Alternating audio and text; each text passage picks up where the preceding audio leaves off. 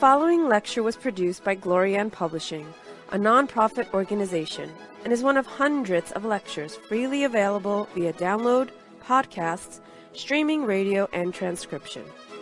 These lectures range in topic and complexity in order to address the many needs of humanity. We invite you to browse our library of lectures, books, courses, and articles to find teachings that suit you. Through the support of donations, Glorian Publishing has published 40 books, hosts international retreats several times a year, offers free online courses, and many other valuable resources, available to anyone worldwide. All of this has been made possible by the financial support of listeners like you. Your donations make it possible for this free public service to reach thousands of people every day. To make a tax-deductible donation in any amount, even anonymously, visit GnosticTeachings.org. Now, with heartfelt wishes for the end of suffering for all creatures, we begin the lecture. May all beings be happy.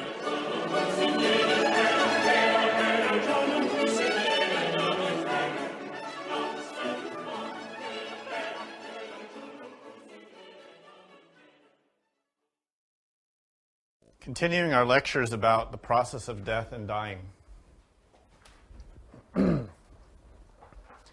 It's good for us to understand, as we've mentioned, that death is inevitable. And to be a serious practitioner of any kind of spirituality, we need to be daily mindful of death. Constantly aware of the inevitability and uncertainty of death. It is a huge tool that the ego uses to keep us distracted with this assumption that we won't die or that we still have a lot of time. This is a major tool that our ego uses in order to deceive us. And that's why we waste so much time doing stupid things, foolish things, engaged in activities and behaviors that really are completely pointless from the spiritual point of view. If we had real cognizance of our own approaching death, we wouldn't waste time or energy. So this cognizance is critical to having a successful practice while we're alive, and to having a successful death. For our death to become not a gateway to more suffering or a continuation of our ignorance, but instead for our death to be a gateway towards a better life. It's this cognizance of death that we cultivate now that will make the difference. Our moment-to-moment use of time and energy determines our approach to death. If we are cognizant that death is inevitable, then it's, in a sense, we're aware of the clock ticking down. We're aware of the sands of the hourglass that are running out. So that when the moment comes that the last grain of sand drops, the last click of the clock happens, we'll be aware of it. Not surprised, but watchful and able to transform it. This is really what we need. No matter what our spiritual goals are, our spiritual practice, no matter what level we're working in, an absolute beginner in spiritual work who has cognizance of death will take a better rebirth than a so-called advanced practitioner who passes through death in ignorance. This means that no matter what level we're working in now, no matter how advanced we feel, it's the cognizance of death that makes the difference. We need to prepare for that. And for that reason, we need to understand life. To understand how we will die, we have to understand how we are living. And we don't know how we're living. If we knew how we were living, we would not live the way we are. This human organism, the physical body, is incredibly complicated and has infinite potential, which we in this modern era have not even tapped a small fraction of. I know that we think we're very advanced and super civilized, and we believe that we've conquered the universe. But we don't even understand the most basic functions of our physical bodies. The vast majority of people, including most spiritual practitioners, cannot explain the most basic functions of their own physical body that they carry around every day. They don't understand the function of the heart, the lungs, the gallbladder, the liver, the adrenal glands, the pituitary gland, the pineal gland. They barely have heard the names. They couldn't identify them. They couldn't tell you how they work. And this is to the shame of humanity. We need to understand the function of the body, how it works. And the fact that we don't is illustrated in how sick we make it and how rapidly we destroy it and how unhealthy it is.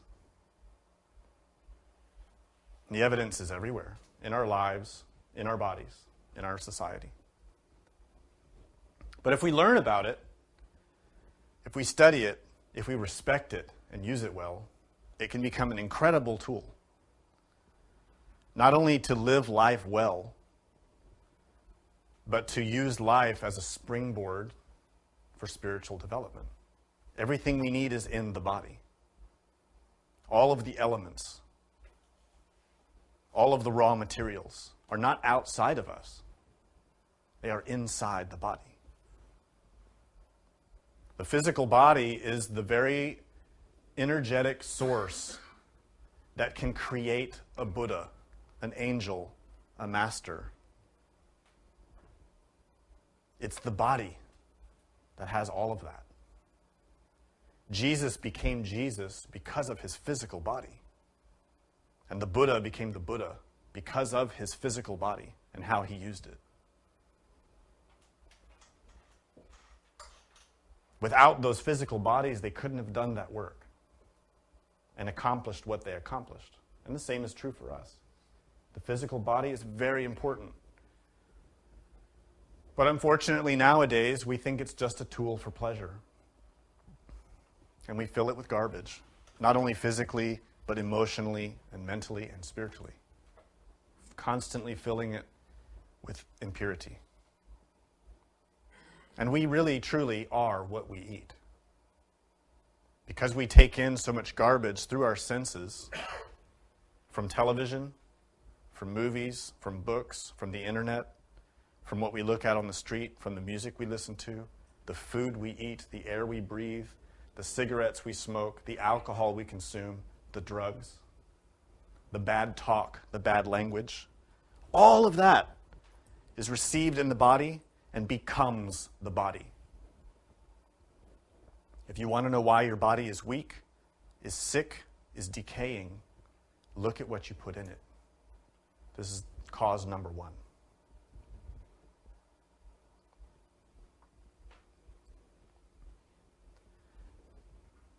The body is a very complex, interconnected, interdependent series of systems. Extremely complex. It is a universe in miniature. It supports other life forms. Not only physical, but internal. This is why in Tantra, the body is understood to be a mandala. A vast and beautifully complicated series of patterns. And it's stated that if one kills one's own body, one kills myriad entities, organisms, devas, which symbolically are called dakas and dakini. This is in the tradition of Tantra. And that means that for us who are poisoning our body, killing our body, using the body just as a source of pleasure, are committing a crime against all of those cosmic, atomic intelligences that give life to the body. All of the organisms in the body, all of the elemental forces that are at work are our responsibility. And this is why in Tantra, the body is treated as a universe, a mandala, and needs to be respected and cared for. In this context, in Tantra, the body as a universe or as a cosmic system is the responsibility of the one who's caring for it, which is us. In that way, we can see that we are a kind of God. A God over all of the atomic intelligences in the body. And if you have developed some clairvoyance or some skill in meditation, you can investigate your organs, your cells, your hormones, and you will see that the atomic workers, the elemental forces that are working in your organs, will treat you like a god, because to them, you are. Even though we're just at the animal level. To a mineral intelligence, we are gods, but foolish gods.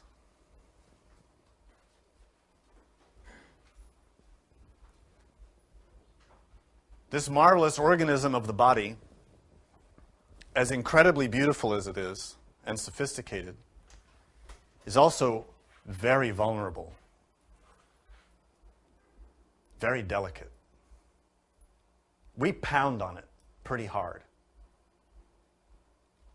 We work it very hard nowadays.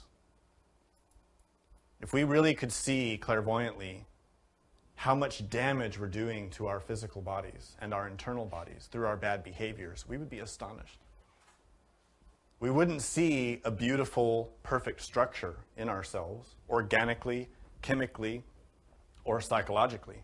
We would see rampant disease, not only on the physical level, but on the internal level. Rampant illnesses, decay. Organs, cells, and other processes that are not functioning as they should, but with great impediments. And throughout all these systems and cycles, there's an incredibly delicate balance and incredible vulnerability. And yet we persist in putting into the body elements that completely disrupt its normal functioning. A very simple example is alcohol, which, as we've stated and explained, is 100% poison to the body. On the physical level, this is already well documented, how alcohol kills the brain and the liver. It kills cells. It destroys them. But on psychological levels, on more subtle levels, the damage is even more extensive. As much as we damage the liver physically, we also damage its vital aspect in the fourth dimension. We damage its fifth dimensional aspect in the astral and mental bodies.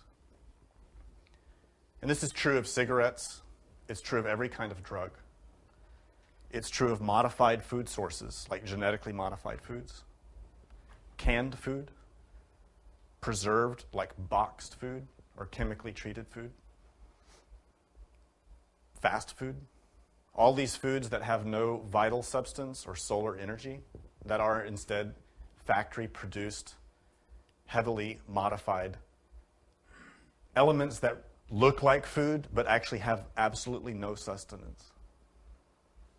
These elements damage the physical body and internal bodies. And this is all secondary to the most important damages that we do to this very vulnerable system. The most important damages, the most damaging impact that we have is psychological because of our misuse and abuse of the body. Nonetheless, it is an incredible vehicle that's able to withstand all of this abuse and serve us faithfully as best it can.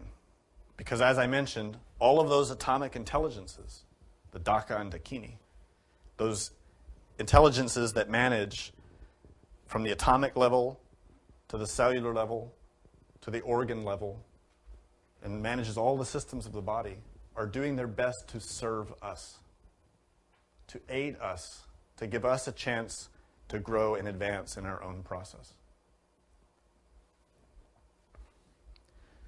But unfortunately, as I mentioned, this body is extremely delicate, very vulnerable, easy to kill. We don't have to provide you with a list of all the potential sources of death that exist in the physical realm. They're too numerous and too obvious. We know about the inevitability of death, but honestly, throughout our entire history, it has never been easier to die, especially in large numbers. The threat of death is greater than it's ever been. Not merely from pollution, from chemical spills, from radiation that's saturating the planet, but from the threat of war, which is so prevalent on this planet today that we in the West are very ignorant of what most people on the planet are going through on a daily basis. But even here, we're very vulnerable. At any moment, we're vulnerable. Everyone is.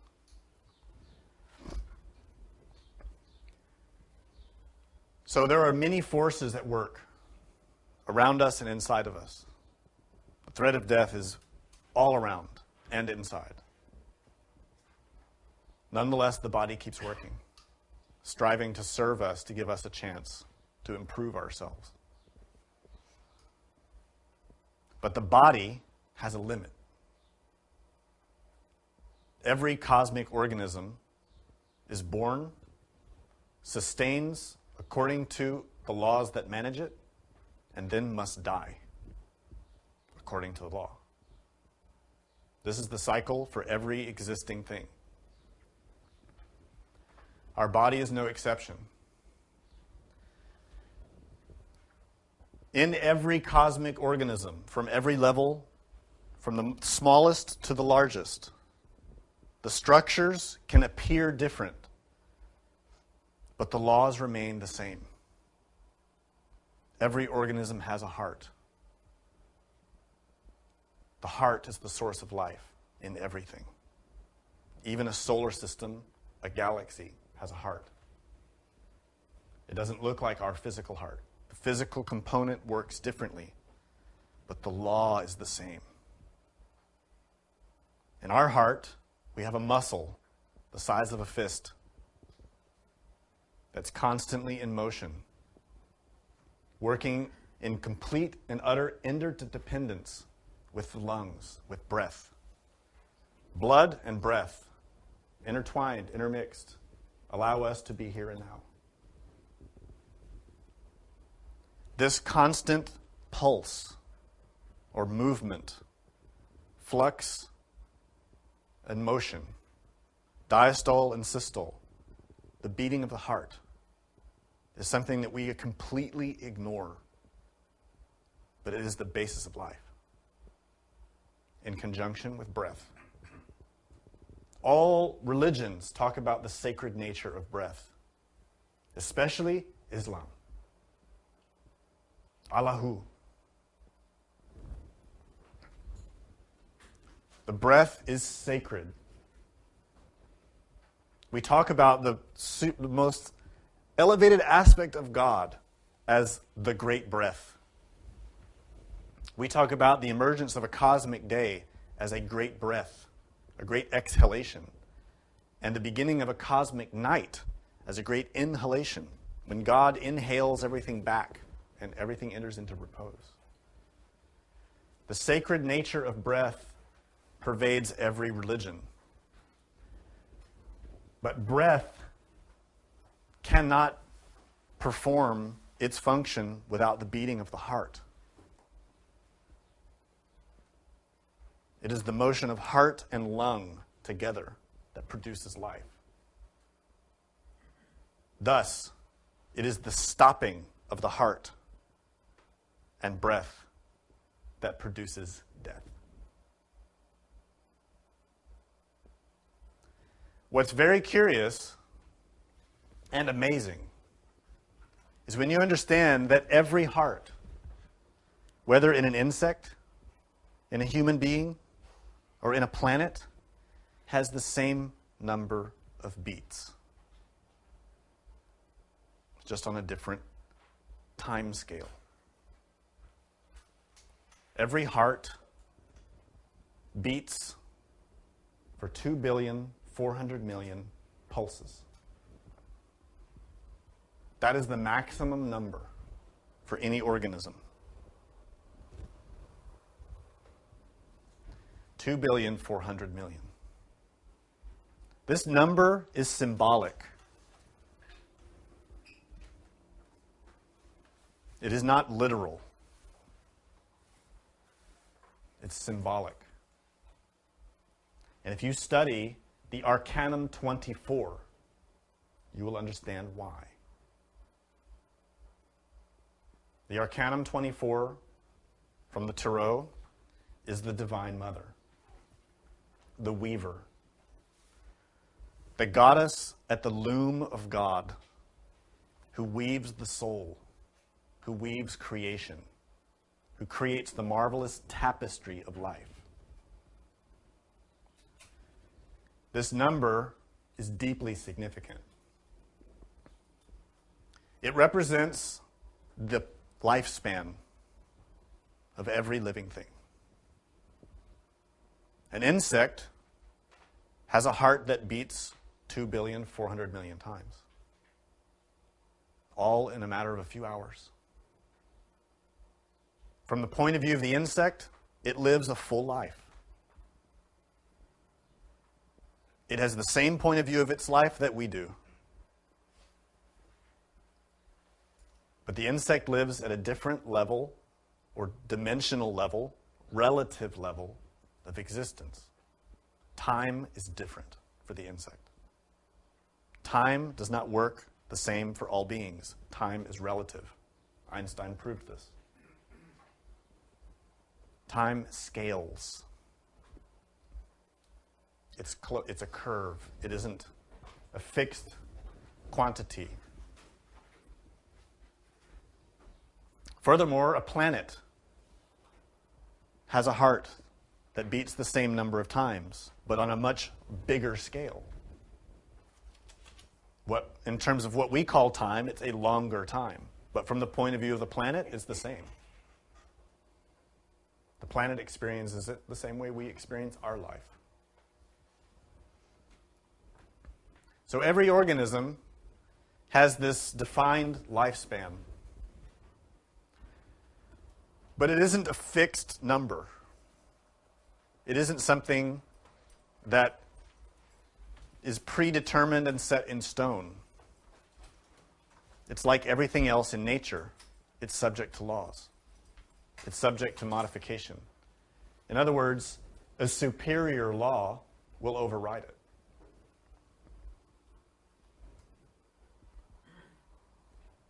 That means that if we abuse the body, we will die before we reach this number of heartbeats. If we kill the body, obviously it can't survive and reach that number. But on the other hand, if we care for it, if we know the science, the real science of extending life, that number becomes completely irrelevant. A great master can live for millions of years with the same body. because they know how. There are many cases of this. In every tradition, there are cases.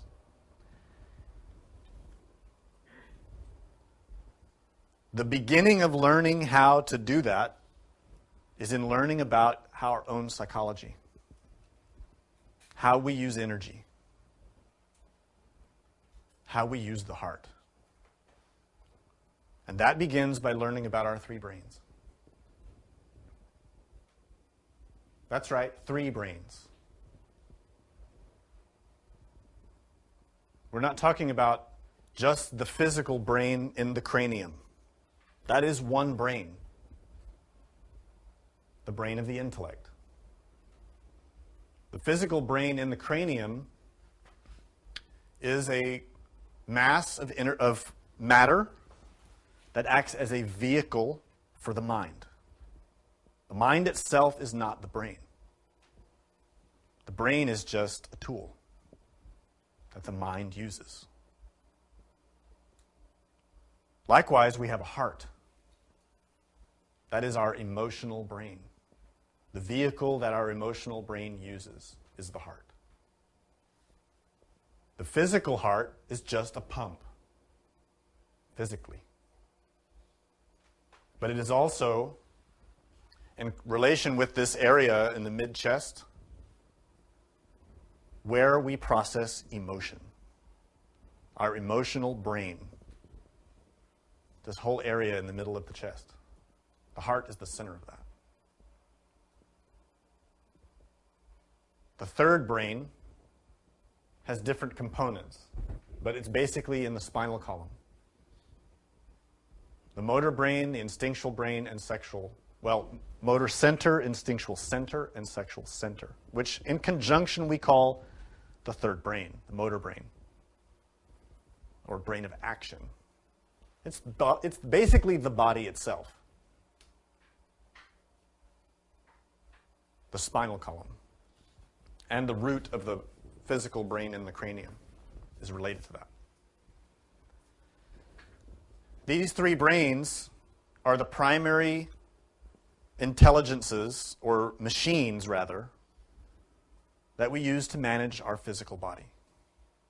And thus, through these three brains flows a lot of energy. So then the outcome of our life from day to day is determined by how energy moves through these three brains, how we use them. In other words, how do we use thinking? How do we use feeling? How do we use the body?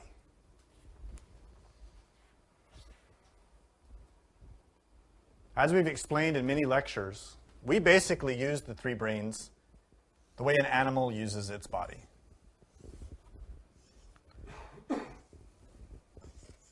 We allow whatever thoughts,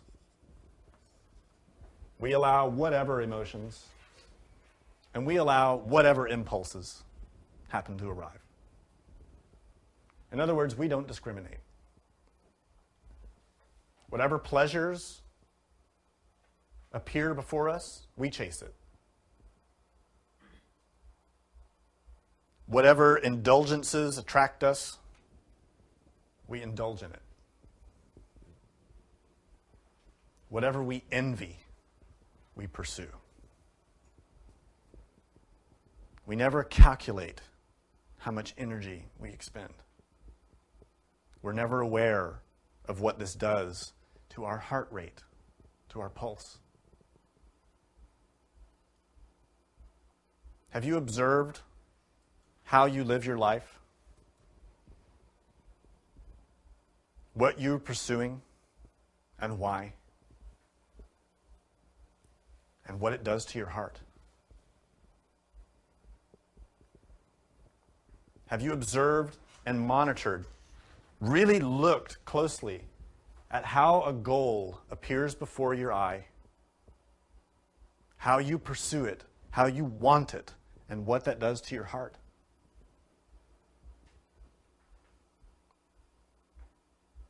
That position that you long for, the fame, the recognition, the profit.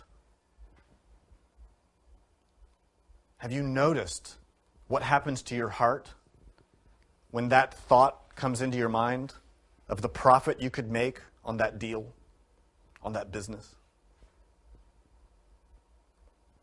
Of what happens when you think, when I wear that dress, those girls are going to be so envious of me?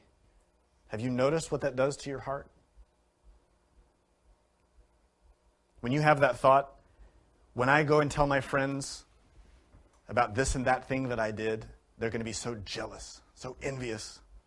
Have you noticed what happens to your heart?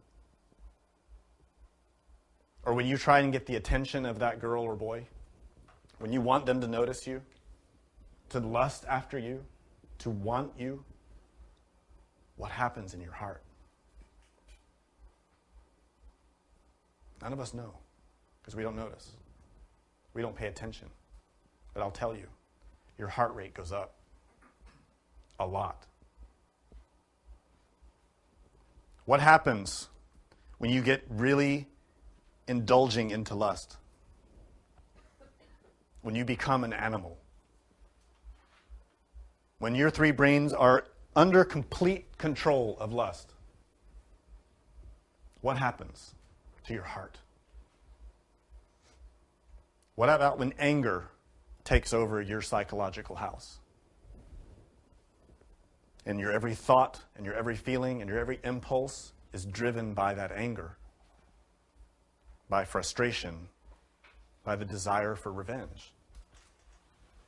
What is your heart doing? What about when you're afraid of losing your job? You're afraid you won't have money. You're afraid that you'll be ashamed, that people will look down on you, that you won't be a success, that your family will reject you or be disappointed. What happens with your heart? It isn't calm. It isn't relaxed. It isn't beating slowly, measured, with peace. It is beating like an animal, with passion, with instinct, with desire, craving, aversion, driven by ignorance.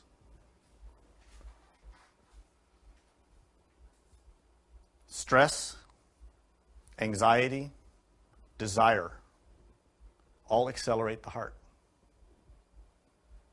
The way we live life now is decreasing our lifespan.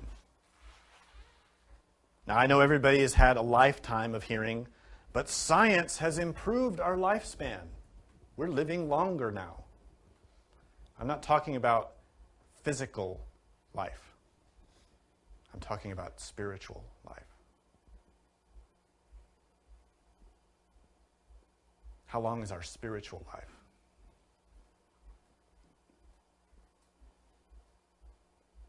How rich? You see, we live and die in thirds. We live and die according to our use of the three brains and the energy in them. As we've explained in many lectures previously, the current of our mind stream, our mind heart, or our consciousness, has been evolving through many bodies, life and death, again and again and again. We're born, we live a while, we die. That is a great cosmic stream of karma, cause and effect. Many causes that have been put in motion, and many effects that are being played out, all of which are energetic. Thus, when we're born into this life, not only do we carry that karmic stream, that is our mind, but we carry its relative energy. This means that all of us are born with a quantity of energy available for us to use. It is not one energy. It is many kinds of energy that give us life. Take a look at everyone you know. Everyone has a different energy, a different amount, different type, different qualities. Some people have very little. They're weak. Some people have a lot. Some have more in the mind. Can be very quick in the mind. Even if they're not what we would call intelligent, they might be quick-minded. Some have very rich emotional energy. They're very intuitive, very able to communicate with others on an emotional level, to understand things on an emotional level. They're empathetic. Others have a lot of physical energy. They may not be great athletes, but they may have a lot of physical vitality. These energetic values are a karmic inheritance that we've been cultivating for lifetimes. And Gurdjieff called them Boben Kaldenauts. Candlenosts. I always say that wrong. I don't like these complicated words. Boben Candlenosts. This is just a name for the energetic values that we have in our three brains. That's all it means. So we have a given quantity in this life. It's different for everyone. It's according to our karma. And we change it according to how we live. How we use our mind, how we use our heart, how we use our body. We change our energy. If we're a person who is naturally athletic, and we have a lot of envy or lust or desire that demonstrates itself through our relationship with our body, we may become the type of person who uses the physical body as our primary expression in the world. We might be an athlete, a dancer, a construction worker, a yoga person, a runner. And our every activity is centered around the body. Fitness, health, activity, building things, moving from here to there, being strong.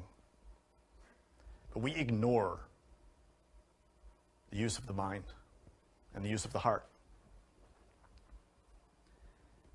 A life spent that way will deplete the energy of the motor instinctive sexual brain.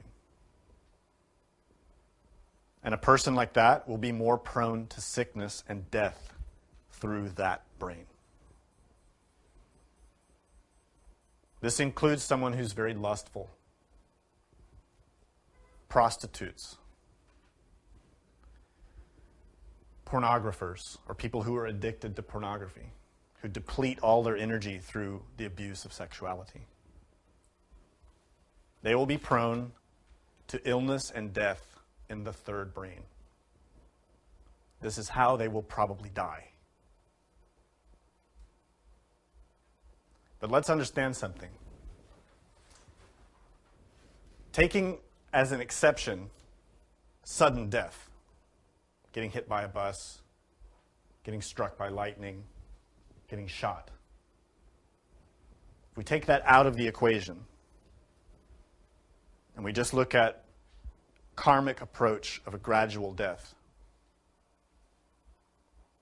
we will die according to our three brains. We will die according to our karma. That's not just from one life, it's from many. It's an accumulation of cause and effect that's built, and that we, in our ignorance, perpetuate. We may be very attracted to acting or to music, and we might be very talented in acting or in music. But without knowledge, self-knowledge, about the three brains, we can exhaust the emotional brain. We can, let's say, be a musician who only travels and plays music, plays in a band, plays concerts. Or we're an actor and we're on stage every day or 4 or 5 days a week. And the rest of the time we're watching movies, watching plays, constantly working the emotional brain, not using the intellect, not using the body. The musician's either playing all the time, composing all the time, listening all the time. That's it. Otherwise, they eat and sleep. In modern times, we think this is the role of the artist, to live and breathe their work, because we've lost touch with real psychology. Likewise with an intellectual. Computer programmers, analysts, writers, people who manage data. There are many ways that we use the intellect in our work to organize people or things. Many ways. And if that's all we do, all day long at work, and then all night we just read, theorize, always using the mind, the intellect, all the time, the body becomes weak, the emotions can be completely dead, and the person becomes cold, like a robot. That person is depleting all of their energy through the intellect. What happens is, each of these 3 brains functions at a given velocity. And because of that velocity and the way it functions, it needs a specific kind of energy. And every day we only have a certain amount. Our physical body and vital body charge up overnight. In the morning we wake up with a certain amount of energy for all 3 brains. So we go to work, and within an hour or two, we've used up all the energy for the intellect. Our brain's getting tired. So our old bad habit begins. We start to steal energy from the other centers, from the heart, from the body, from sex. In other words, the intellect starts to use the energy from the other brains. Or if we're using our emotional center at work, we're using all the energy from the intellect and the body through the emotional center. Those energies are not right for that brain. They destroy it. It's like in your car, if you started pouring motor oil into the gasoline tank, or vice versa. It might run sort of, but it's not going to run well. And we're going to have all kinds of problems. We're going to be tired, cranky, so we're going to have to start taking a lot of caffeine, or drinking, or drugs, or we have to work out all the time to so-called get energy, or our sleep is bad. A lot of health problems because of this. We all do it. All of us have psychological tendencies to use one brain other than the other ones. We all have it. I call it a psychological limp. We favor one brain because of an old psychological tendency. Someone in the past praised us, "You're so smart." So then we think, "Oh, I'm very intellectual. I better rely on that." Or someone says, "Oh, you're so athletic." And we get praised for being an athlete, so we push that for our whole life. Or our parents push us to be an actor or a doctor or a lawyer. And we abuse our 3 brains, never realizing how we're destroying ourselves. This abuse creates an enormous disharmony. And it happens in the atmosphere of incredible stress. Physical stress, emotional stress, mental stress. All the organs suffer. The physical brain suffers. The heart suffers. The body suffers. The nervous system suffers. We're using energies in the wrong places for the wrong things. Observe yourself. This is the first step. It's hard. It takes years to figure it out. No one can come and tell you, your chief feature is pride. And you're using your intellect too much. No one can tell you that. Only you can observe it in yourself and find in yourself how you misuse your three brains, how you misuse your energy, what your habits are. We all do it in different ways, very complicated ways, and subtle. It's not going to just appear like magic. You have to dig to find it because you don't want to see it. None of us do.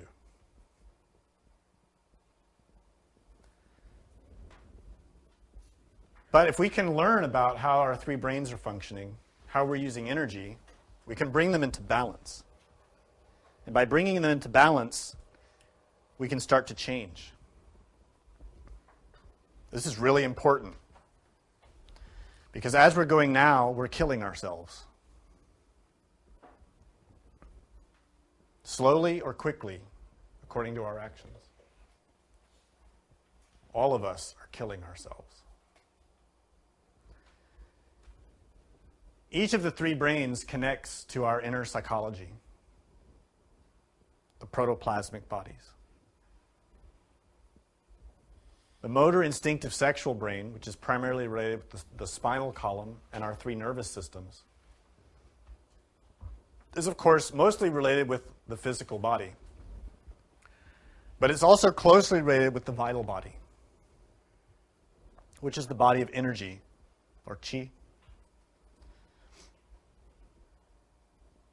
This is why all religions traditionally demanded those who were serious about learning the true doctrine of the religion had to restrain their sexual energy and learn to transform it. That energy is primarily rooted not in the physical body, but in the vital body. What we call in Kabbalah, Yesod. That energy has to be restrained and modified. It is the energy of the motor instinctive sexual brain, which connects to the vital body, the fourth dimension. It is not easily visible physically. Acupuncturists work with that energy at a certain level. If you learn pranayama, tai chi, qigong, neigong, you work with that energy according to your capacity. If you learn tantra, transmutation, you work with that energy at your level.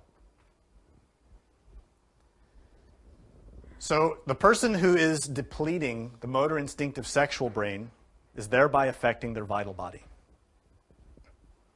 This is why we see that those who abuse sex suffer with the vital body.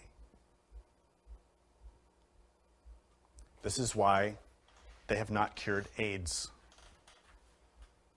They have not cured cancer. They can't even cure simple herpes, the sexual type, because they are not diseases of the physical body. What's seen physically are symptoms of the real disease, which is in the vital body. The cells of cancer that are out of control in the physical body are out of control because the vital aspect of those cells is diseased. The fourth dimensional aspect that scientists nowadays are completely ignoring. Even though quantum physics tells them they should look at the vital aspect. The quanta, the energy. Cancer is a disease that emerges because of sexual abuse and disequilibrium in the vital body. AIDS is a disorder in the vital body.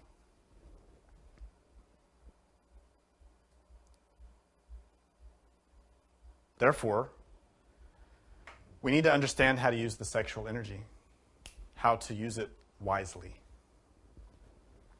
The emotional brain, which is related with our physical heart, connects to the astral body, which is in the 5th dimension. In Kabbalah, we call it Hod. Those who abuse their heart, who abuse emotion, who are too identified with feelings, create disequilibrium and illness in the astral body. And there are many examples of this. Heart disease, heart attacks, all kinds of illnesses in this area of the body, in this region, in the chest. Even issues with the lungs, with the circulatory system, with the thymus gland. These can all be issues related to misuse or abuse of emotion, and thereby the astral body. A clairvoyant who observes the astral body of any common person will see a lot of disease, illness, sickness. Our internal bodies are not beautiful angels. They are sick. Sick with diseases because of our psychology. The intellectual brain, the physical brain, is the 3rd dimensional tool that our mental body uses. The mental body is the body of thought. It's in the 5th dimension. It is a body, just like the physical one. It doesn't look like the physical one, but it is a body of matter, energy and matter, but 5th dimensional, not physical. It has different properties. It's more ductile, flexible. It can fly. It can pass through walls. It can change shape and size. And that's why you dream and you have different forms. Sometimes you dream that you're a reindeer. That's your mental body. Sometimes you dream that you're the opposite sex, or that you are your own boss and you're killing yourself because you hate yourself, because you hate your boss. These dreams, all dreams, are psychological manifestations of the contents of your mental body and your astral body. But the mental body is sick, diseased, ill, very unstable, not well. This is easy to observe when we just see what this humanity is creating. Everything we make is a reflection of our mind. What are we creating on this planet? Heaven or hell? What is reflected in our art? Harmony, beauty, or discord and violence? Every form of art that is popular nowadays is a reflection of violence. Even music. The music now is violent. It lacks basic harmony. It lacks beauty. Instead, it communicates anger, pride, lust, addiction, domination, competition. It doesn't celebrate beauty. It celebrates attachment and decay. In fact, if you observe closely, you'll see that much of what we see as and call our so-called modern art forms, music and movies, television, are really the antithesis of real art. The opposite. A simple example. In religion, in Gnosis, we study that all forms of knowledge are one. Art, religion, philosophy, and science. 4 pillars. Really, they're one thing. This means that every religion has an art. It reflects art. And in ancient times, this is well understood. Nowadays, we try to keep them all separate. But reality is, ancient mantras are a form of music. They should be sung. They should be beautiful. They should inspire the heart and fill the heart with hope, with light, with love. Where is the modern antithesis of that? In ancient times, mantras were chanted with harmony, with beauty, with rhythm, to inspire the heart, to inspire the mind, the soul, to look upwards. We all know that. And anyone who's interested in spirituality longs for that, a return of that. Those ancient symphonies of mantra and vibration, which bring the eyes to look upwards, to put the mind, the attention, the consciousness into heaven, by elevating the heart, by inspiring the heart to rise. That's their purpose and function. Nowadays, we have its antithesis, which is rhythmic tones chanted in a violent way to bring our attention down, to pull our heart down with anger, with lust, with pride, with attachment to money. What is the opposite of mantra? Rap, rock, pop, all of it. It is the opposite. And if you listen, you can hear it. How those tones and melodies and rhythms that are being played now, that everybody is completely hypnotized by, are the opposite of real spiritual music, mantra. And the kids go around chanting it. Chanting and chanting and chanting and chanting. And the words are anger and violence and lust and attachment to money, to power. Dominating others. Lust is the main ingredient. Envy, lust, and anger. This is how music and art are taken to fill the three brains with energy and bring us down. And we all are going along, enjoying the ride, not having any awareness of where it's taking us. We die according to that.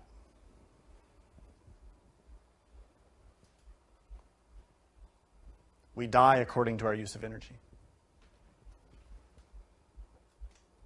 The intellectual who's abusing of the intellect and thereby abusing their mental body eventually will kill that body.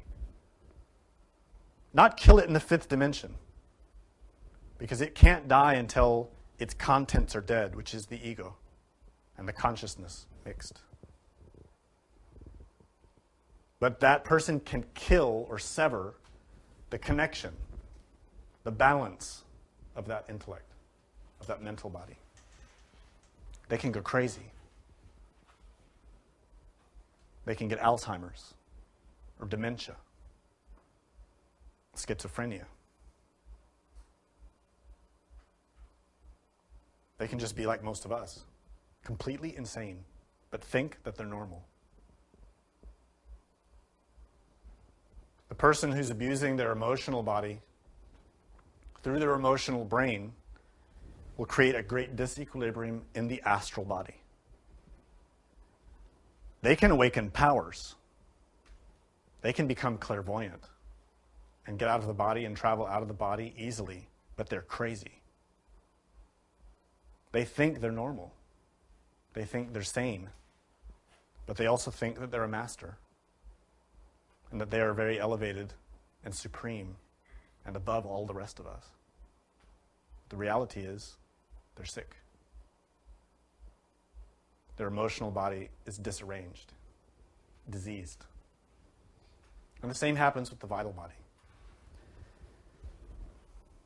Through abuse of our vital energy, we can create a huge disharmony and kill the proper connection to the physical body and have all kinds of problems because of it.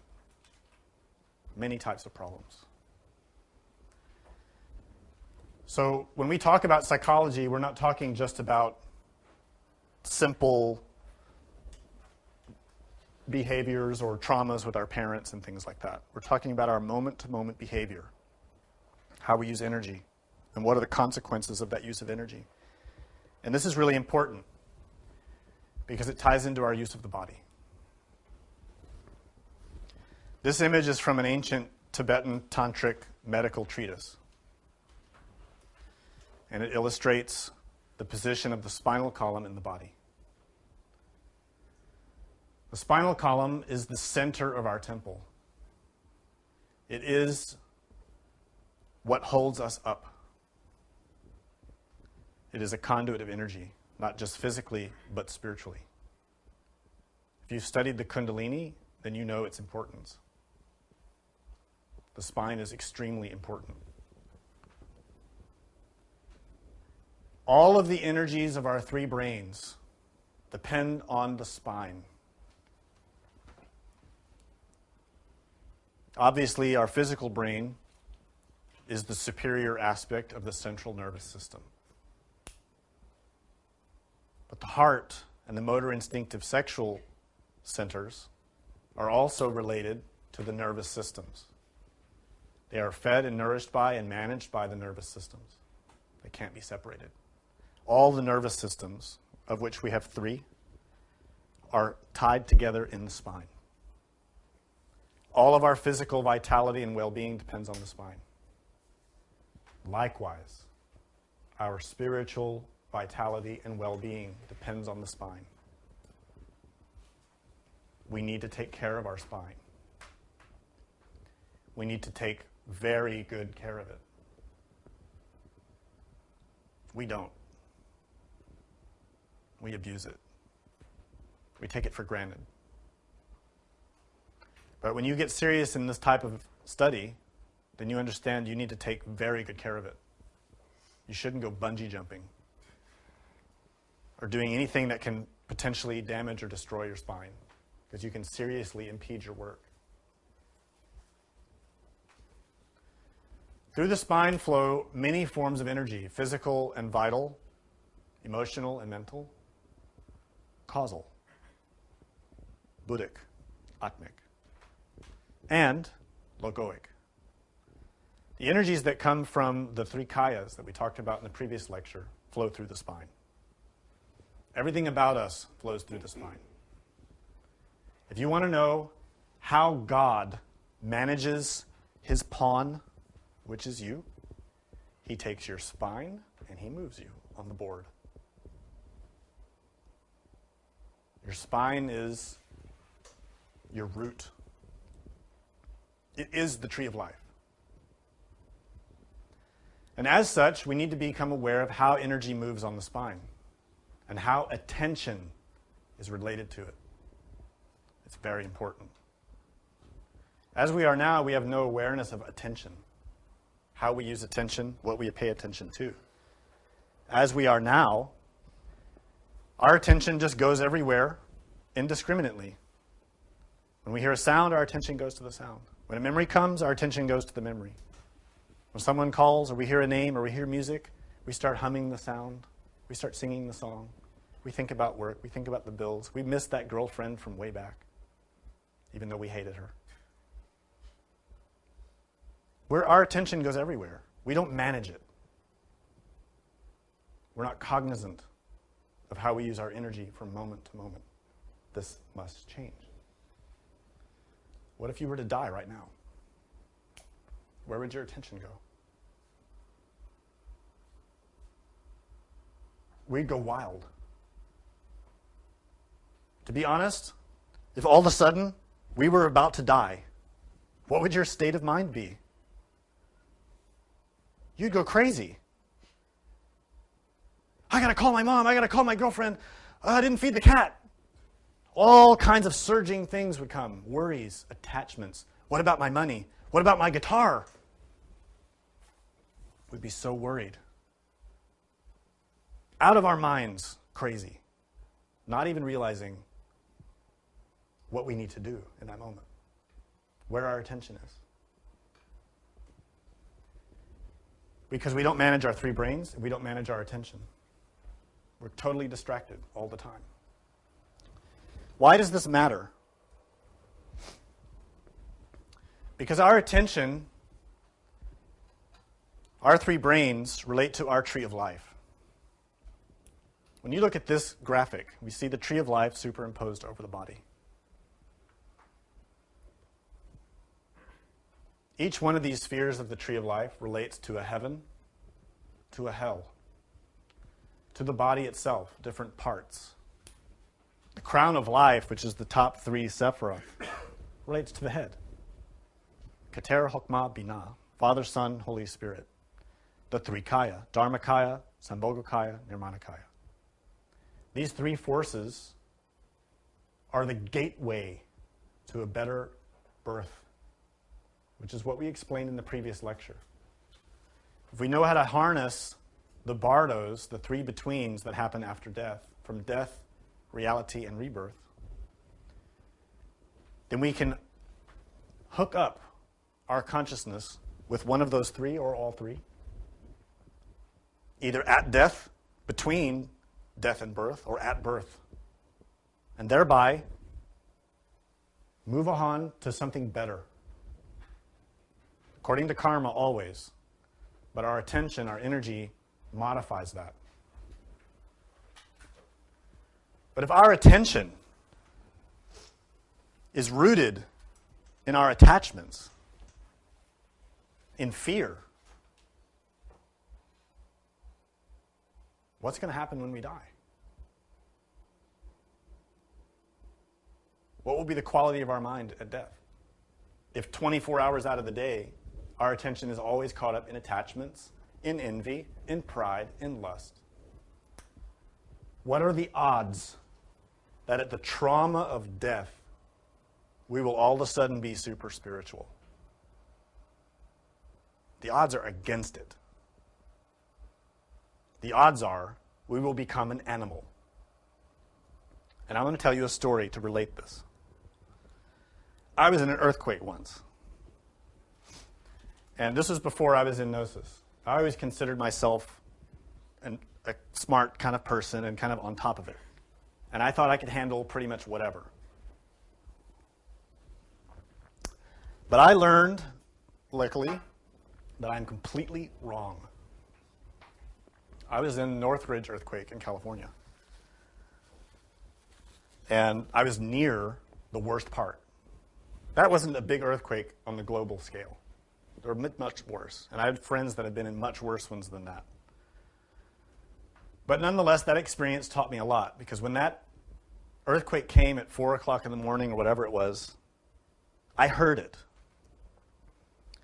And it's a sound that you can't explain. Someone who's been in an earthquake knows what it is. I heard it coming. And in direct proportion to the emergence and approach of that sound, my humanity left.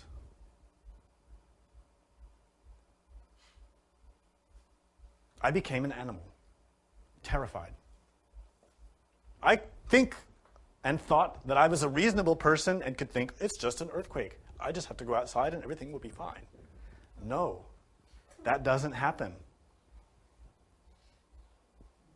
That doesn't happen. I lost my intellect. It was gone. I could not reason. It was just dealing with the impressions of, what is that? I'm going to die. And anyone who's been in a great trauma has had that experience and knows what that's like. This is what we have to prepare for. Don't think that because you're Mr. or Mrs. Reasonable person that you can be in charge when you're about to die or you think you're about to die. It takes a lot of training. Since then, I've had other experiences that have proven to me that this training works. I've been close to death since then, and I didn't react the same way. I know it works. I'm not afraid anymore. That's not my intellect. That's different. Where our attention is what makes the difference. Not our attention when that day comes, which it will. We can't imagine, oh, in that moment I need to be ready. No, you need to be ready now. Ready now. And that comes through constantly cultivating a state of awareness that is prepared. You see, in that moment when that earthquake arrived, my intellect left. My raw psychology was exposed. Personality was not there. It was raw. The mind itself, animal. All it cared about was preserving itself. That's it. And from that experience, I understood a lot of things. I understood how people kill to live. In those moments, I was capable of anything. And I knew it. And it helped me have a lot of compassion for people who've done things that otherwise they never would have done. Because those elements that emerge out of the mind, they didn't even know were there. That push us to kill, to hurt, to steal, to lie. We all have it. We just ignore it. When our attachment is very strong to physical objects, to possessions, to relationships, to things, then our attention is very caught up in Malkut, the physical world. On the tree of life, this is the lowest sphere, the lowest, most dense aspect of the 10 Sephiroth. Physical life. Most people, when they die, that is where their attention is. Their physical life. They don't want to abandon it. They don't want to leave it. Even though their whole life they just complained, when death comes, they don't want to leave it. Because they have no idea what's next. They're afraid. Too much ignorance. Through these types of studies, you will gradually get rid of that because you'll learn what is on the other side of death and you won't be afraid. But for the common person, attachment is the main obstacle. And if we've not done a lot of very serious work on ourselves, that will be our obstacle too. You can call yourself a serious person all you want. But when the reality of death is staring you in the face, your reasoning will not be there. All of your good intentions will not be there. What will be there is what's surging in your mind, which is attachment and fear. So work on it now. Change that now. Then that won't be a problem. The issue is this. Malkut is the gateway to the lower worlds, to hell.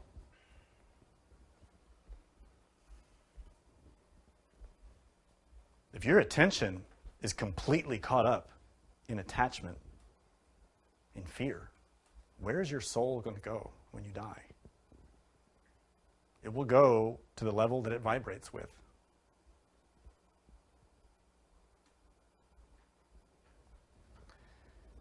In Tantra, Padmasambhava taught an essential practice that all Tibetan Buddhists and other types of tantric practitioners learn and use constantly every day. And it is a form of consciousness transference. It is a preparation for death.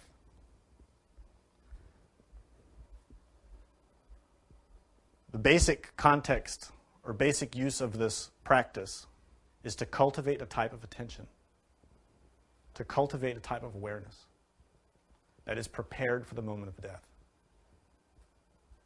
To cultivate and focus one's mind, one's heart, one's soul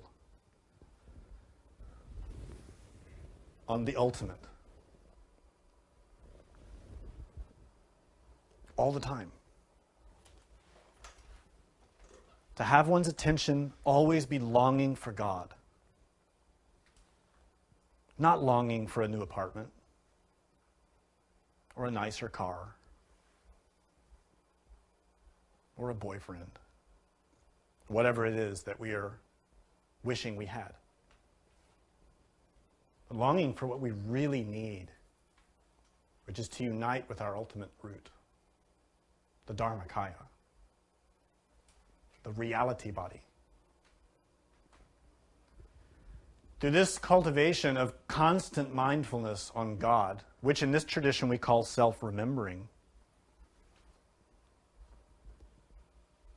the moment will come, odds are, that you're crossing the street and all of a sudden you're about to get hit by a bus. And you'll be able to see the state of your mind in that moment and see if you suddenly reach out, my dog, or do you call out to God? Lord, I put my spirit into your hands. Take me. Is that your reaction? Or do you worry you didn't put on clean underwear that day?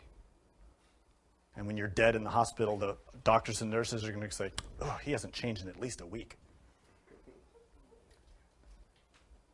Where is your attention going to be? You will know that by knowing where your attention is now from moment to moment. What you value, what you put attention into, what you put energy into. This will define your moment of death. This is the basis of our training. Train now. Study and understand Keter, the Father, which is the Dharmakaya, which is the Buddha of the Buddha. It is Amitabhas, Amitabha, Amita. It is Brahma. It has many names. It is the body of reality. If our attention is always on God, on learning about that, uniting with that, longing, calling out, then we're starting to prepare properly. This is very important because when the moment of death arrives, our dying thought is definitive.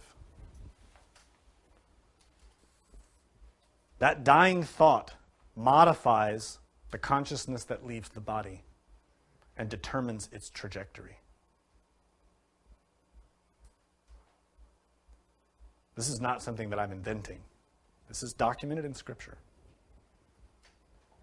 Samael Aun stated it many times. Padmasambhava stated it many times. If you have any respect for Gnosis or for Tantra, you need to respect the statement.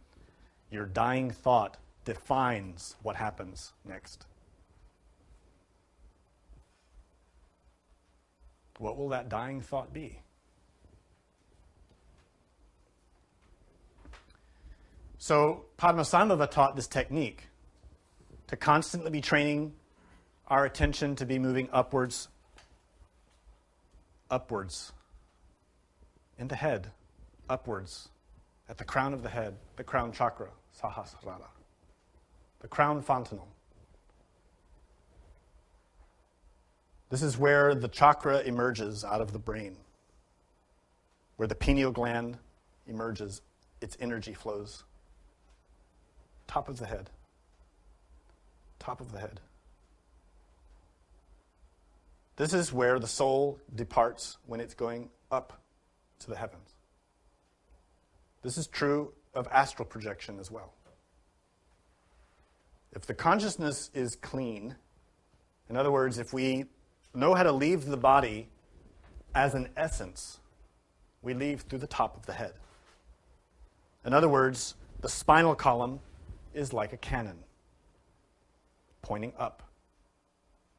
And that channel of energy along the spine projects the consciousness out through the top of the head. So we go to heaven. We have visions. We talk face to face with Dharmakaya, with Amitabha, Keter. That's why we see the spine in the center of the tree of life. That is us. But for most of us, our attention, most of the time, is in attachment, envy, anger, lust. These are the three gateways to hell, psychologically. Physically, that gateway is in the sexual organs and the rectum. This is in the Tantras.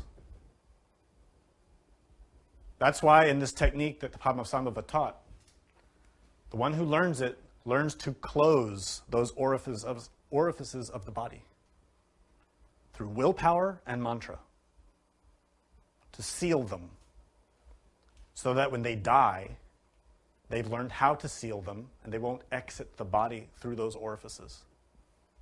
Because if they do, they will go to hell. And none of us want that.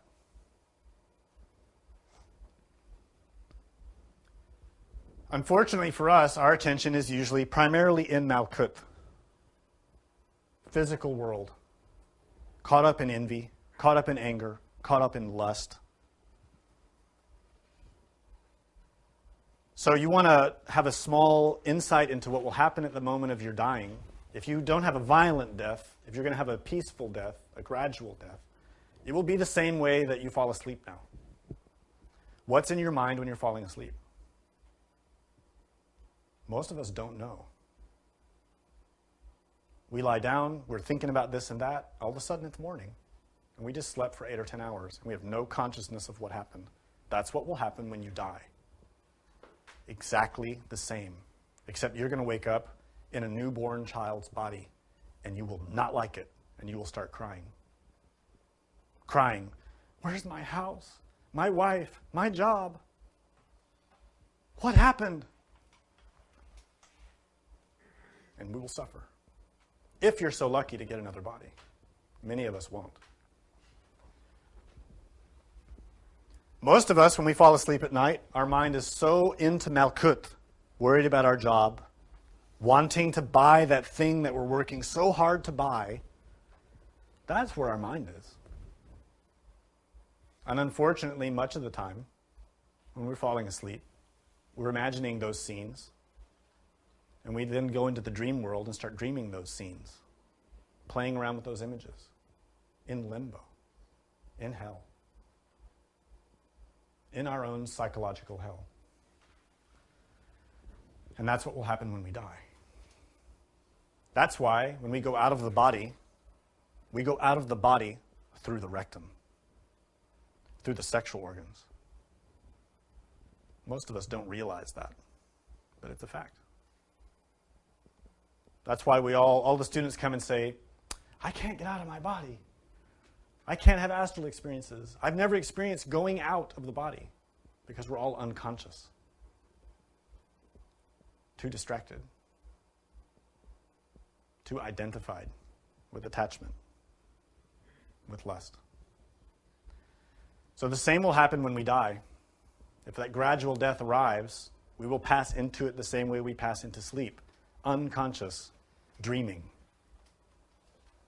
Go to the hospital and look at them. The ones who are dying, and that's what you'll see. They're dreaming. Sometimes they'll cry out, the same way we cry out when we dream. They'll get up and walk around the same way we walk around when we dream. They'll talk to people who aren't there. They'll cry, they'll laugh. They're dreaming already. They're already in limbo. It's just the body isn't dead yet. This is the fate of those who sleep consciously. It's sad, but that's the way nature works. If we want to die better, to die consciously, to take advantage of death and enter into a better state, we need to learn how to use attention. We need to learn how to manage our energy.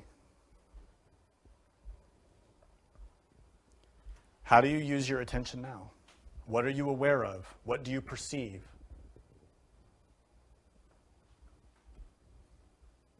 We need to expand our consciousness. Most of us are just aware of the physical world.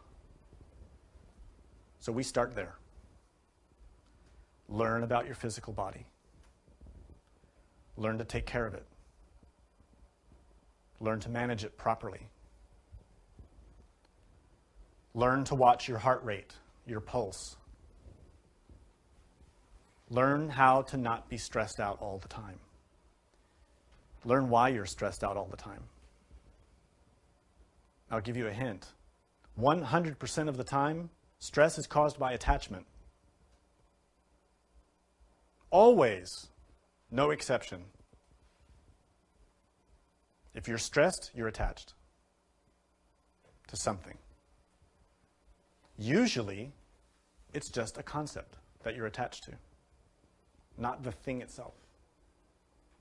Usually when you want that thing, it might be a diploma, it might be a salary, it might be a computer or a new lawnmower, a new cell phone, a new wife.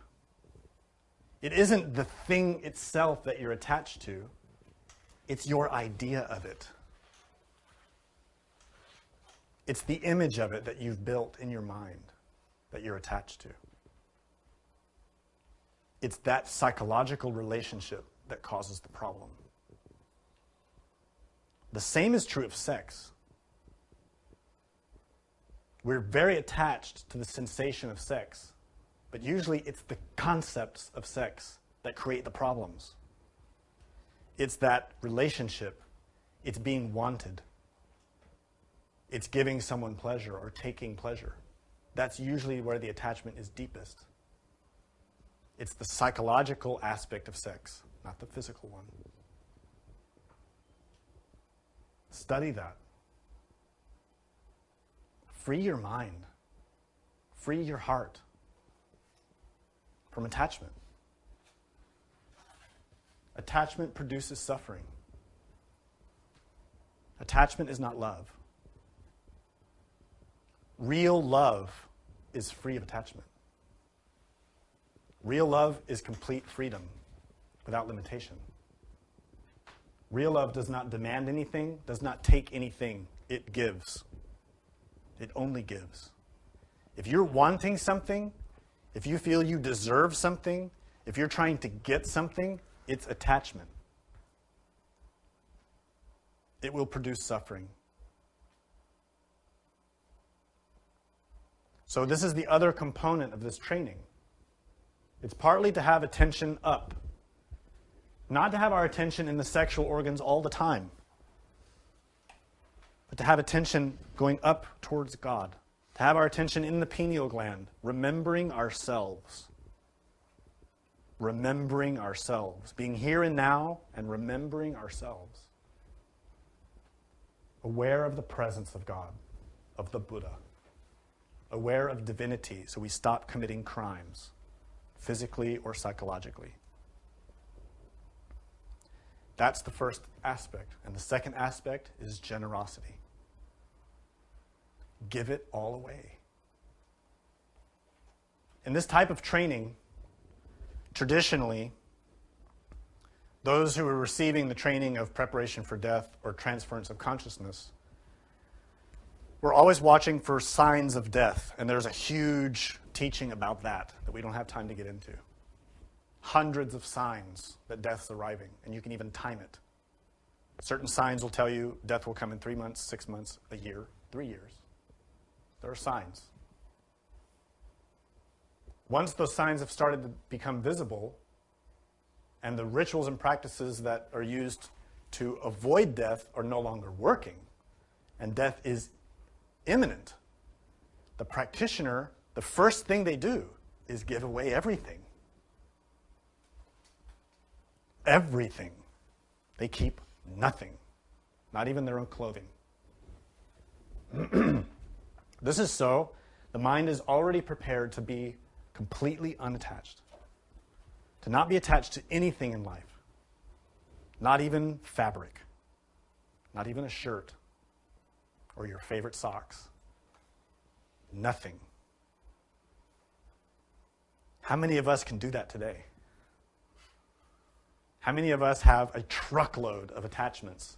Just physical things. Not to say anything of all the psychological attachments that we have, just the physical ones. That generosity of giving away is accompanied by a generosity of giving in any other way that it can be done. To serve, to give. If one has wealth, one uses that wealth to support and help others. To feed them, to clothe them, to nourish them, to perform rituals on their behalf. Whatever can be done. So that the last acts of the dying person are acts of generosity. This modifies the mind. It modifies the heart. It modifies the energy that's in motion. Do you see the importance of that? And this is why those techniques and practitioners use them in daily practice as well. Constant giving, generosity, no attachment, give away everything. To create a flow of energy through one's three brains that's focused on the divine, helping others, non-attachment. It frees the soul. So when death comes, you're ready. Not attached to anything. You can see how much work this would take. How much discipline. But this creates mostly a point of view, so that when the ray of death strikes, we're ready. The ray of death is an energetic force that we've all met before and that we will meet again. Samael Aun Weor stated that it's similar to when we take a ton of flowers and we reduce it down to a drop of essential oil. That's what the ray of death does to us. It condenses us to our most refined essence, to what we are. It takes out everything extra. That includes the body, the personality, and all of our so-called ideas about ourselves.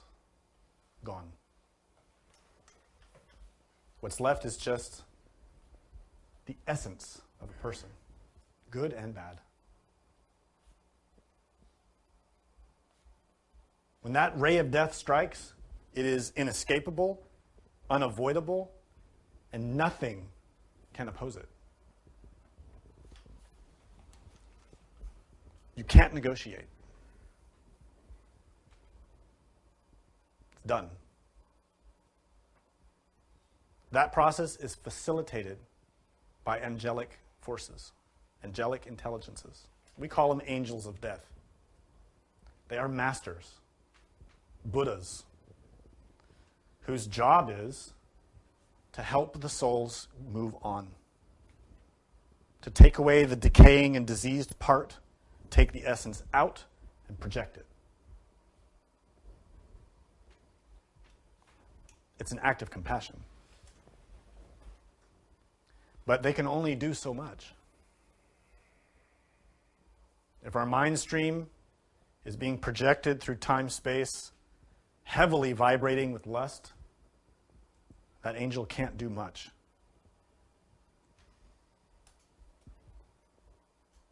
But if that mind stream exits the body, longing for God, having performed a lot of good deeds, that angel can do a lot.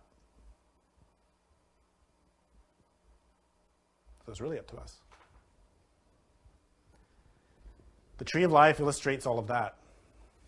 This image represents all the dimensions of nature condensed into a simple graphic. Nature is not simple. But here we see grades or levels of existence. The lowest are the most dense, and the highest are the most elevated. We go according to how we vibrate. And that vibration is modified by how we die. You can be a great saint, performing lots of acts of charity, and doing a lot to help humanity, and sacrificing everything in your life to help others. But if in your moment of death you are arrogant and proud and lustful, you will pay for that. You will answer to that. And it will not be pleasant.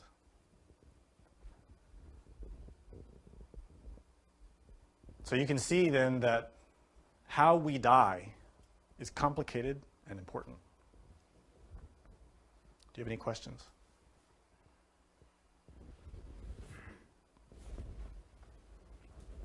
In the back?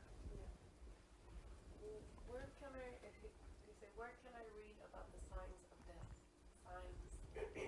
You can read about the signs of death in the complete edition of The Great Liberation by Padmasambhava. They call it the Tibetan Book of the Dead. That's not the actual name. There's only one complete edition in English. It is not the popular ones that everybody's known about for many decades now. It only came out 2 or 3 years ago in English. So very few people have seen it. The popular versions that you find in most stores are not the right one. You need to look for the complete unabridged edition. And it's not just 3 chapters from the scripture. It's many more chapters. I think there's 10 or 12 chapters. In there you find one of the scriptures about the signs of death. There are many, but most of them are not in English.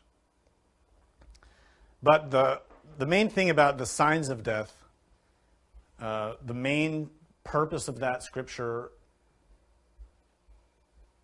you really need to be part of a lineage that teaches it and be initiated into that lineage. And we don't. We don't focus on that. We know we're going to die.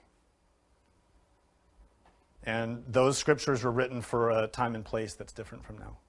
They're interesting. But I'm not including it as part of the course because I don't see the necessity in this moment to do so. Someone else might disagree. So you can find it there and study it. Another question? Someone? Yes. You often say that meditation is used for gathering information. But in relation to preparing for death, would you say it's better to hobnob with God in meditation rather than to prepare for the experience of that rather than learning about egos or... In terms of your own practice of meditation, you have to follow your heart. You have to follow the guidance that your innermost is going to give you through your heart.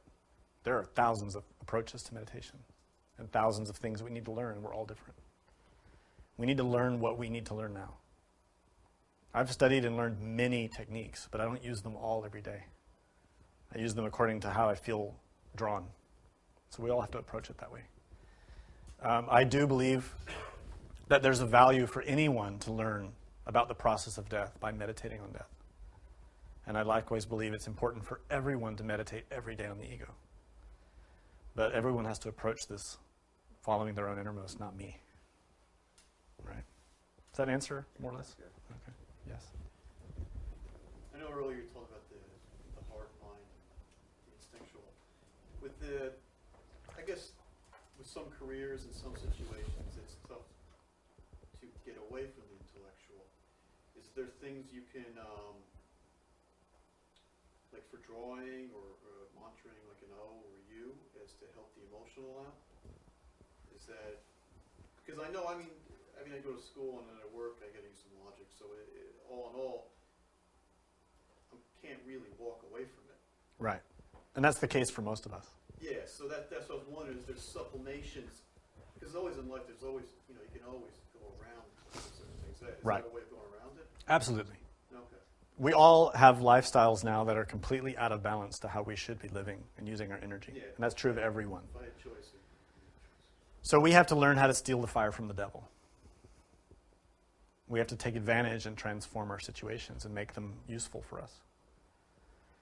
The way we do that is by gradually learning, applying antidotes, being creative, like you suggested, using mantras, using visualization, take breaks, relax. The most important component is self-awareness. To be mindful and watchful of how you're using energy. And I've heard it from many students, oh, my job is so intellectual, I have to use my intellect all day long. And I'm not sure that's entirely true. No, you're right. It's not entirely true. I know for myself, I think it just builds on it. It just builds Right. on top of it, where you just you read and become more intellectual, and you're like, let me read this, and it starts to build on top of it.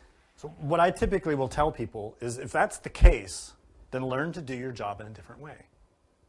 So if your job is a very intellectual job, learn to do that job emotionally. Or if it's like many jobs nowadays, you're sitting at a desk all the time. So try and find ways to minimize how inactive you are physically. Make sure you get up and walk around. Make sure you move about, change your posture, change your position. Make sure you're sitting in a good posture in the first place. There are many little details that can make big differences in our use of energy. And little by little, what we will ultimately find is this. Whatever situation you're in, you made it. Right? We've got a job because of our psychology. Our psychological tendency put us in that chair. If we want out of that chair, we need to change our psychology. And as you change it, you will inevitably be moved out. I'm not saying you're going to be fired. You might. But you might also get promoted. Or you might find another job or another career or another direction. It's inevitable. And this is essentially underlining what we have learned from the books Revolutionary Psychology and Great Rebellion. And that is this. Our exterior life is a reflection of our interior life. If we want to change our exterior life, change what we are inside. The change will be inevitable, unavoidable. If you're unhappy in your job, in your marriage, in your city, whatever it is, don't try to change the outside. You won't be able to, in most cases. Most of what you want to change is karma. And you can't go right to it and change it. You're just going to get frustrated and angry. Change inside. Change your relationship with that. And your exterior can change dramatically and rapidly. You'd be amazed. So another question? Yes. I'm so glad you discussed that, because I was a lot of times when we hear about the Bobin counted plants, he pronounced it wrong last week, so I got the pronunciation by mind. But we see the advice to use our three brains in balance. But it would seem to me, just by thinking about this, that if like, for instance, if your intellectual brain gets tired and you go use your motor brain, you're not really conserving the energy or adding energy to any of the brains. You're basically just, I use the energy in this brain, I'm going to use the energy in this brain now. How is that better than, my intellectual brain gets tired, now I'm going to lie around like a slug, which is what I think. The answer is to learn how to use energy in the right way at the right time. So for example, if you're doing some type of work that's intellectual, and you're having to think and really analyze something, you're going to naturally become aware of a limit when you're starting to get tired, and you're starting to think, this is too much. Stop. Take a break. Switch to another brain.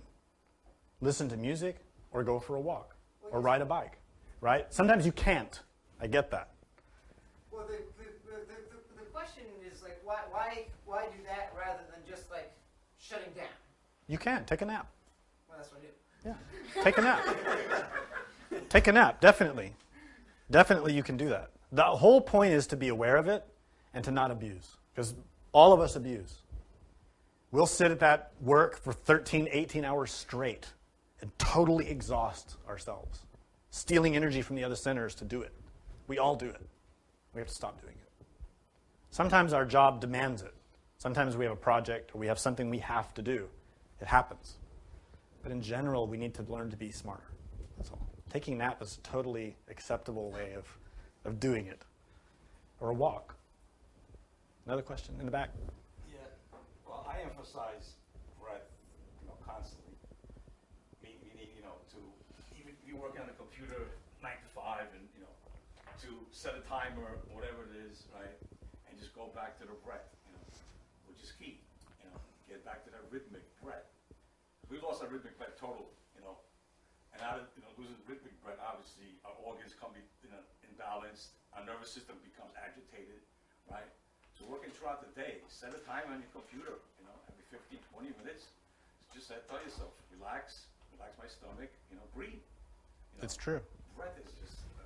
One of the basic practices in Buddhism, which we've talked about many times, is Anapana. And this is simply observation of breath. It's not should not be a mechanical observation, but an actual active awareness of breath. But deeper than that, in Gnosis, we learn to do this with the heart, to be aware of the beating of the heart. Can anyone here feel, just by looking with attention, feel the heartbeat? Sometimes you can, sometimes you can't. But generally, we should always have that ability to be aware of how the heart is beating. What are we feeling in the heart? What's our pulse doing? This is very important. It's a very accurate gauge of your psychology, of your psychological state. What's going on with your heart? It's a gauge of how we practice and how we live. I mentioned it in a previous lecture that this is part of the goal of Tantra. Tantra just means continuum of energy. And in tantric practice, we're managing and modifying the use of energy. All the energies of our body are managed and modified by breath and heart. And by modifying your breath, you change your heart. If you slow your breathing, your heart rate will go down. If you accelerate your breathing, your heart rate will go up. We need that. That's part of life. That's part of living. When you need to do something physical, active, your heart rate naturally will pump faster in order to distribute energy in the body, because you need the energy. But that gets abused through indulgences in the mind and heart and body. And let me point out something very interesting. If you ever observe a drug addict, a prostitute, or a murderer, they look old. When they're young, they look old. So do masturbators. They age rapidly because they elevate the heart rate, they deplete the energy from the body, they poison the mind. They're throwing their lives away for indulgence in sensation. Tantra, white Tantra, is about slowing the heart. Not only in the sexual practices, but meditation practices. If you learn to meditate properly and enter samadhi at will, you can stop your heart. You can stop breathing. You will not die. There are even scientifically documented cases of this. And anyone who learns the science can learn to do it. We have even beginner techniques that teach you how to start consciously modifying the rate of your heartbeat. This is a useful technique for different cases. But specifically, it's important because with the cessation of breath and cessation of pulse, the bonds on the consciousness are loosened. It becomes easy to go out of the body. Easy. Because the bond, the link that ties the consciousness into the body is relaxed. And then it's easy to go out. Easy to meditate. That's why when we meditate, we always emphasize relaxation in the beginning. Relaxing very deeply, not elevating and advancing the heart rate. Some people teach to do very rapid pranayamas, a lot of jumping around. That's fine to stimulate, purging out some energy, especially if you're stressed or tense. Good. But not every day, not all the time. You don't want an elevated heart rate when you sit to meditate. You want a very relaxed heart rate. You want a body that's ready to sleep. Very calm and relaxed. And then when you meditate, it goes deeper and deeper and deeper. Yes? Is there a detailed practical guide that can be practiced and used daily in order to remember oneself? Beautiful question. Is there a detailed and practical guide to help one remember oneself daily? Yes. A mirror.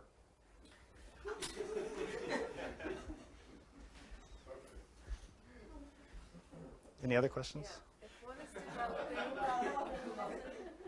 developing a disbalance in one of the centers, 3 to 5 centers, then what are some steps to work on that is a lack of physical, to work on? Okay. The first thing to do in recognizing imbalances in the three brains is to recognize the three brains themselves, to start seeing how we use them during our daily lives, to really start analyzing and observing our behavior. Just be aware of yourself. Watch what you do and how you do it. Start learning about your three brains and how they work. That's the beginning. That takes a good deal of effort, just that. To really start to see the differences between the intellectual brain, the emotional brain, and the motor instinctive sexual brain. The easiest one to learn about is the intellect.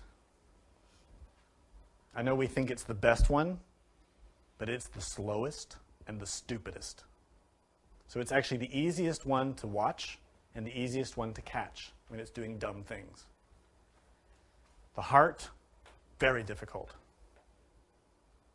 And the motor instinctive sexual brain is even harder.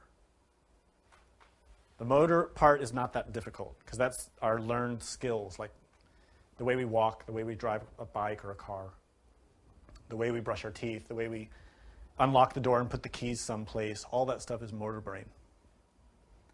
Physical habits. Those are easy to change and observe. Instinct, very difficult. Sexual center, extremely difficult because it's very fast. So generally we start with watching thoughts, learning about all three brains, trying to be a better person and using our energy in better ways from each experience to the next. Let me conclude that statement with one last thing about the three brains. There is no book on the planet that will detail out all the information about your three brains. I've heard thousands of students come with that. I need a book that explains how the three brains work and this and that. You will not find it. You'll find books like that, but they're all 100% intellectual speculation because they're not about your three brains. Each of us uses them in a different way. Each of us uses our mind and heart in different ways, and that's what we need to learn about ourselves. That's why I said the guide you need to learn about yourself and how you use the three brains is a mirror. Use it. Yes? Is lack of physical fitness the cause of a lot of imbalance or illness? What is the bare minimum we can get away with in North American society? Is a lack of physical fitness a source of imbalances, and what's the minimum we can get away with? I love that. Sounds like me. Yeah, I think nowadays our society has really shifted to a very imbalanced way of living from day to day. It used to be that we had to do a lot of things. Washing our clothes, gathering our food, preparing our food. Now we want everything easy. We just want to sit on the couch and have it brought to us. So the general idea is each day, use your three brains in balance and learn what that means for you. We have different bodies and different lifestyles. If your lifestyle is very sedentary, meaning that you're sitting at a desk or at the office all day and you don't walk any, you don't move around any, you need to incorporate some movement. And don't do something dull and boring like go to the gym. You need to do something you like, something you enjoy. And I highly recommend doing it outdoors in nature. It will help you a lot. Go kayaking, walking, sailing, play basketball, whatever. Find things that you can do that you enjoy doing, especially to engage with nature and get back in touch with nature. You know, getting away from all this plastic and metal and glass. Touch the ground. The same goes for the heart. Most people nowadays are abusing the intellect, especially in North America and Europe. We have a very intellectual society, the so-called age of information. They should call it the age of too much information.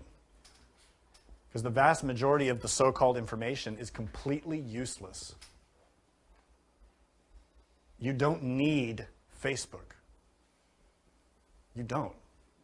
You might like it, but you don't need it. So for the emotional side, if you're not getting enough emotional fuel, Spend time just listening to music, not in the background. Not just being at work and turning on classical and not paying attention to it. I mean, you sit down and you listen, even if it's only a few minutes. But really pay attention to it. That will nourish you. And there are all kinds of good music for that, not just Western classical. Many forms of traditional music that can help you. Even better than that, play music. All of us have the capacity to express art, without exception. I will never accept an excuse from anyone that they can't be an artist or a musician. It's part of our nature. All of us have that. Find an instrument you like, or a paintbrush, or a pencil, and express your heart, not for anyone else but God.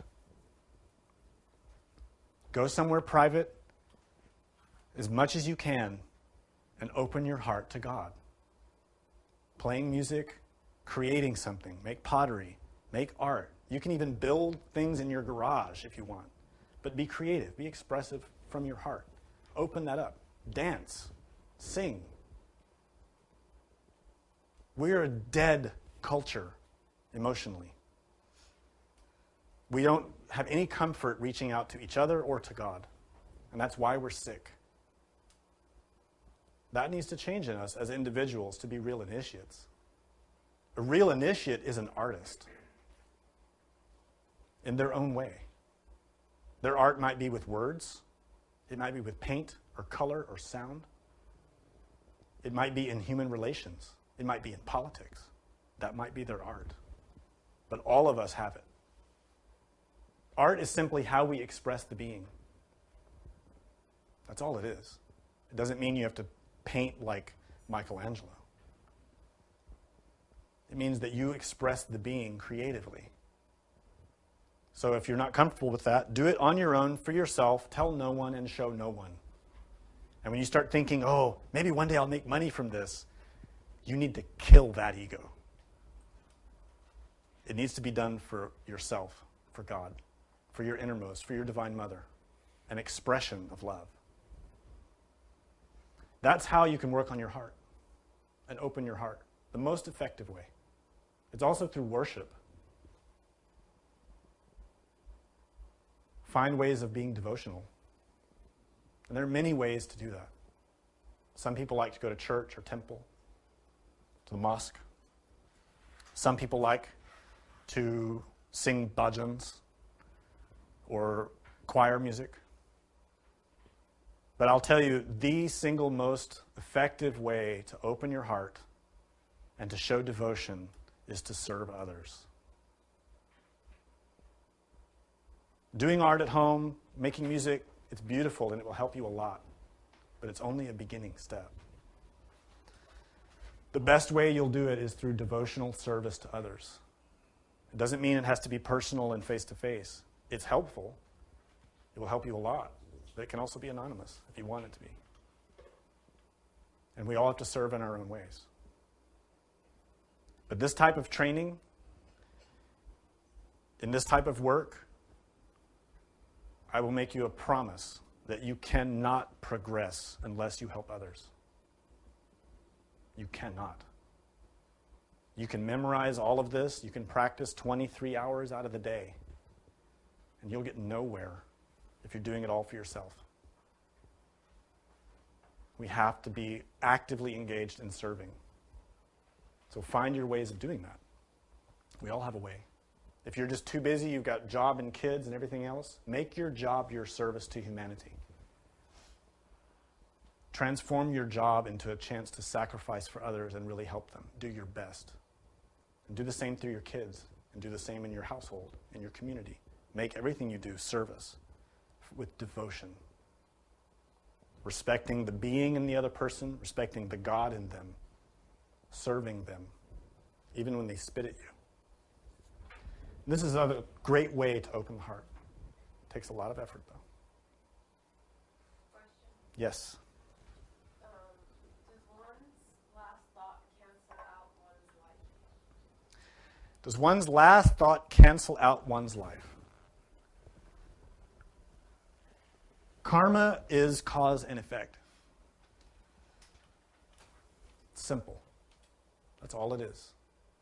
Whatever causes have been put into motion must act unless they are overridden by a stronger law.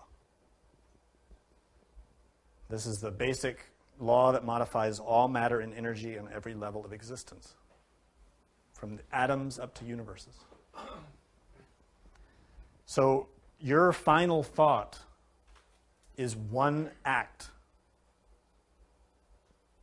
that channels all of the actions of your lifetime. But the actions of your lifetime have far more energy than one thought. If you just look at it scientifically, it makes sense. It's like throwing a ball. You can throw and try to direct that by will, but you can't change the laws of physics. The ball is going to move according to the motion of the throw, but also according to the environmental conditions that are around it. If you're trying to throw the ball while you're standing 1 inch away from a wall, you're not going to be able to throw it very far. 1 inch. That wall is the ego. It's karma.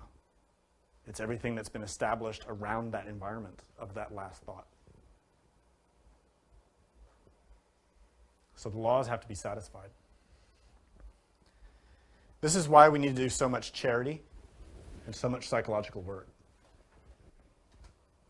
This is what changes the environment. Psychological work and service to others. It changes the environment. It gives us the capacity to have more influence over how we throw that ball, that final thought. So to finish the statement I made earlier, the training that the practitioners or students of Padmasambhava would undergo was to be prepared for that final moment of death so that they could transfer their consciousness into the Trikaya according to their capacity and have some experience of reality.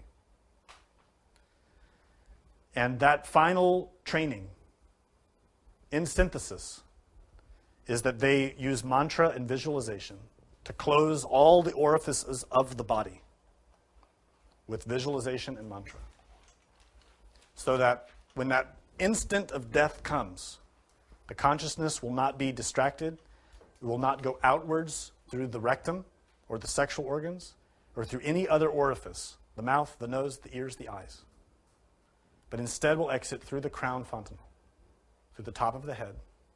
And the dying thought is always the same in this tradition. Let me be of service to others. Please put me in a position where I can help others to find the science that conquers suffering. Let me help. That is the training. You see, the training isn't about, please God, give me this and that. Please let me be born in a mansion of gold where I can have all my Gnostic books and be rich and wealthy with a beautiful spouse and help others a little bit. That isn't it. Sounds great. I mean, we all want that, I know. With the fastest internet connection and all that stuff. I know we want that. But the real psychological point of view, the proper attitude is, let me serve. Let me not be trapped in hell, where I can't help anyone. Let me not be trapped in a desire realm, in a realm where I'm only going to want power and to feed my desires. In other words, nirvana. Let me not go there. But let me die and go somewhere where I can make a difference helping others.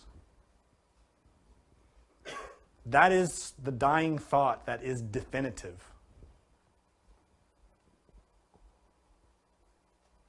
Now, I stated previously something that might sound contradictory, that our whole lifetime is a stream of energy, and that last dying thought modifies that energy. So which one's stronger? You might think, well, if everything I did is bad my whole life, and the last moment I'm longing to help others, it doesn't do any good. It does do a lot of good. a lot, even at the last minute. But don't count on it. That you think, oh, I'm just going to keep doing bad until I die, then I'm going to change. A lot of people think that. They think, oh, I'm just going to keep being bad because God's going to forgive me anyway. Yeah, he will after you pay for your crimes. That's the part everybody leaves out. Everybody thinks that they can just say, oh, I'm sorry, God. Forgive me. Take me back. I didn't mean it. Yeah, you did. You meant it. Every step of the way, you meant it. And the law works like that. Cause and effect. The difference is this. Sincere repentance makes a difference. Certain karmas can be wiped away with really, truly sincere repentance. Not all, but certain ones. Likewise, service to others can pay certain karmas, can wipe away the effects of bad actions. Not all of them, but some. So use those two for your advantage. Repent, stop behaving badly, help others. And then when you die, you've got a shot to do something better. No more? Thank you.